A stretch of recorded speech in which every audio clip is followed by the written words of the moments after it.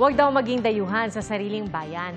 Kaya po sa mga trip ang mag-travel, adventure o yung bang tamang chill lang, pasyal na sa Ilocandia. Nakatutok si Bernadette Reyes.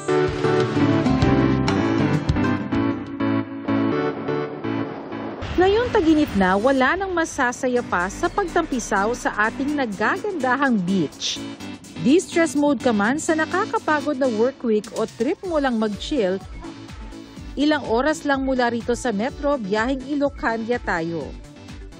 Sa Pagudpud, Ilocos Norte, dinarayo ang Saud Beach kung saan pwedeng masubukan ng iba't ibang water activities gaya ng speedboat, banana boat at water cycling.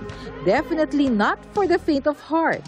Mala giant swimming pool ang asul na dagat at makikita rin sa paligid ng dagat ang mga wind turbine. Ayon sa mga resort doon, dumarami na ang mga nagbubook.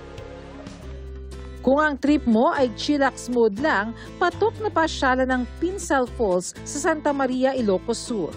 Mabighani sa ganda nito na pinaliligiran ng luntiang kabundukan at preskong hangin. Dagdag atraksyon din ang mga rock formation dito. Maaari itong akyatin ayon sa Tourism Office pero kinakailangang may kasamang guide. May floating cottages din at bangka na pwedeng arkilahin para makalapit sa mismong talon. O, saan tayo sa susunod na pasyal o food trip? I-share nyo na sa 24 Oras Weekend page ang inyong travel at food adventures. Para sa GMA Integrated News, Bernadette Reyes, nakatutok 24 Oras.